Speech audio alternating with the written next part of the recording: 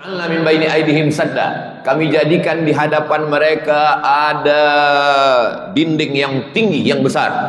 Wa min khalfihim sadda. Di belakang mereka juga ada.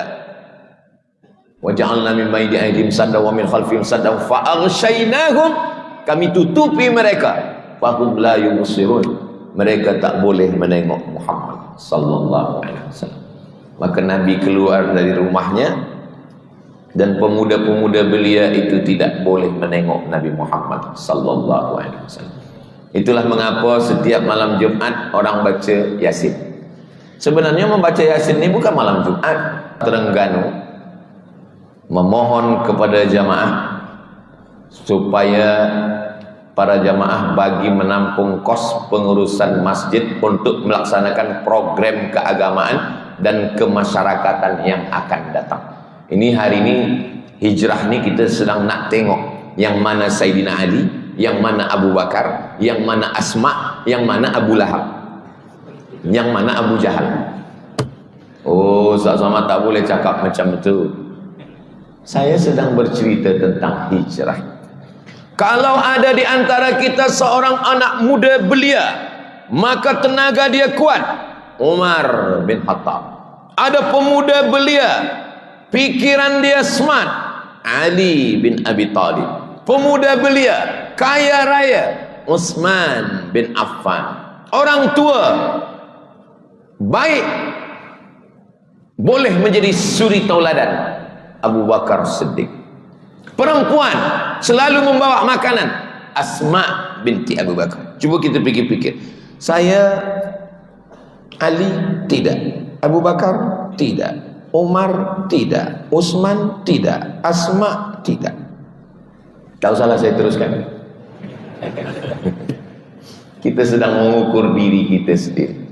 Sumbangan boleh disalurkan kepada petugas-petugas yang membawa beg yang dikhaskan selepas ini. Kutipan berlangsung sekarang sebelum jamaah keluar. Masukkan. Itulah yang akan menolong kita di hadapan Allah Subhanahu wa taala. Saya akan terus sallallahu ala Muhammad sallallahu alaihi wasallam sallallahu ala Muhammad sallallahu alaihi wasallam. Ya Nabi salam alaika, ya Rasul salam alaika, ya Habibi salam alaika, salawatullah alaika. Kenapa kita katakan salam alaika? Kerana dalam Al-Quran dikatakan innallaha wa malaikatahu yusalluna 'alan nabi ya ayyuhalladzina amanu sallu alaihi. 3 salawat. Sallu alaihi wa sallimu taslima. Assalamu alayka ya Nabi Allah, assalamu alayka ya Habib Allah, assalamu alayka ya Safwat Allah, assalamu alayka ya khaira khalqillah, assalamu alayka ayuhan nabiyyu wa rahmatullahi wa barakatuh. Nabi menjawab salam kita, wa alaikumussalam, kita dapat keselamatan, wa rahmatullah, kita mendapat rahmat Allah, wa barakatuh, barakah rezeki, barakah umur, barakah anak, barakah ahli keluarga, barakah semua yang diberikan Allah pada kita. Mudah-mudahan kita mendapatkan 3. Sebab banyak juga yang ajak, rupa dia nak letak batu pertama. Masjidnya dah siap Ustaz Somad.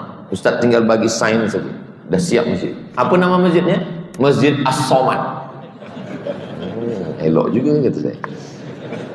Di Bogor. Nanti bila pergi ke Bogor, ada tahfiz Quran, cari Masjid As-Somad.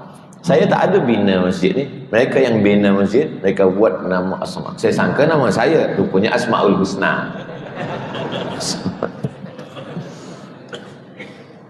Kami, kita sebagai seorang ayah ni, dulu kita azankan di telinga anak kita bila dia lahir. Asyhadu an la ilaha ilaha illallah. Kadang anak-anak ini tak tahu sebenarnya ayah kalian, ayah kita, apa yang dia harapkan dari kita. Kami sebagai orang tua ni tak ada harap apa-apa. Kami tak nak kalian yang pertama salat Jumat di luar Masjidil Haram. Itulah dia datang khalifah bernama Umar bin Abdul Aziz. Umar bin Abdul Aziz 1 abad, 100 tahun selepas Nabi Muhammad SAW, dia mencari tempat-tempat sujud Nabi. Di mana Nabi pernah bersujud? Ini dulu Nabi pernah bersujud. Maka dibinalah situ namanya Masjid Al-Jumu'ah. Nanti bila kita dari Masjid Quba, kita pergi nak ke Masjid Nabawi, nanti kita lalu di Masjid Al-Jumu'ah. Tapi alhamdulillah, saya beberapa kali membawa jamaah umrah. Belum pernah jamaah umrah itu bertanya, Ustaz Somad, di mana Masjid Al-Jumu'ah? Belum pernah. Biasa yang mereka tanya, di mana belanja murah? Belanja tak salah, sebab kita memanglah membagi hadiah tahadu tahabu. Kalau kamu berbagi hadiah, kamu akan kasih sayang. Tapi berangkat umrah bukan setakat ibadah, tapi juga ada sejarah, ada sirah bahwa Nabi SAW, kenapa Nabi tak sembahyang di Masjid Quba? Kenapa dia bertolak dari pagi? Sebab dia ingin ada tempat yang baru. Di setiap tempat itu ada barakah. Kalau dia sembahyang di Masjid Quba, takkan ada Masjid Al-Jumu'ah. Dia tetap berjalan pagi dari Quba sampai di tempat itu dia pun solat.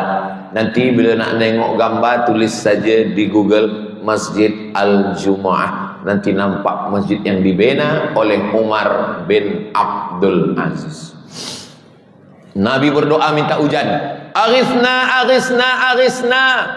Tolong kami turunkan air hujan ya Allah. Datang awan. Datang awan, Nabi solat.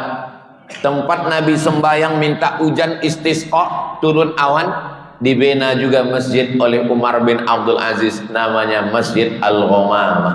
Ghamamah kalau kita menghadap ke kiblat, sebelah kiri dari Masjid Nabawi. Ini Masjid Nabawi, dia sebelah kanan. Ada Masjid Abu Bakar, ada Masjid Sayyidina Ali, ada Masjid Al-Ghamamah. Ini yang membina-bina masjid kecil-kecil ini semua Umar bin Abdul Aziz. Kalau tak ada Umar bin Abdul Aziz, orang pun dah lupa di mana tempatnya. Tapi banyak tempat sejarah hilang. Alhamdulillah, dihadirkan Allah seorang khalifah yang adil.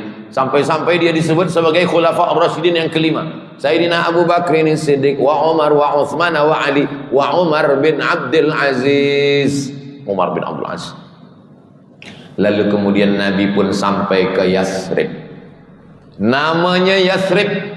Yathrib, apa arti Yathrib? Yathrib tempat tanah banyak penyakit. Yathrib tempat tanah banyak binatang berbisa. Yathrib tempat banyak yang tak elok. Dirubah Nabi menjadi Al-Madinah Al-Munawwarah. Ini Masjid Tengku Besar Terengganu. Nama kawasan ni Kubang Ikan. Belum nampak ikan ni lagi. Nama ni elok, Kubang Ikan, tempat ikan berkubang. Maknanya banyak ikan lah.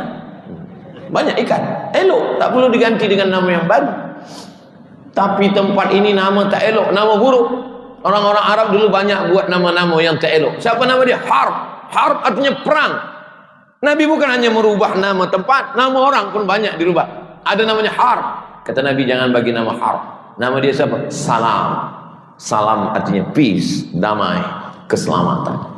Siapa nama dia? Murrah. Murrah artinya pahit. Nengok muka dia pahit. Kasih nama yang elok-elok. Siapa nama dia? Abdus Syams, hamba matahari. Mana boleh menghambakan diri pada matahari? Syirik. Dirubah Nabi nama dia Abdurrahman. Rupa-rupanya dia selalu membawa kucing. Dipanggil Nabi, ya Abahir Abu Hurairah. Selalu bawa kucing, bapak kucing. Selalu bawa ayam, pak ayam. Selalu bawa anjing. Nauzubillah. Allah Subhanahu wa taala membagikan kita elok, baik. Fa'alhamaha fujuraha wa taqwaha. Ada jalan yang elok, ada jalan yang tak elok. Qad aflaha man zakkaha. Beruntung orang yang memilih jalan yang elok. Beruntung orang memilih jalan yang betul. Qad khaba man dassaha, rugi orang yang mengotori jalan yang tak elok. Begitu juga dengan nama pun pilihlah nama yang elok-elok. Sekarang nama ni banyak tak elok. Alhamdulillah kita hampir tak ada lagi orang Melayu yang mempertahankan nama-nama yang tua-tua dulu.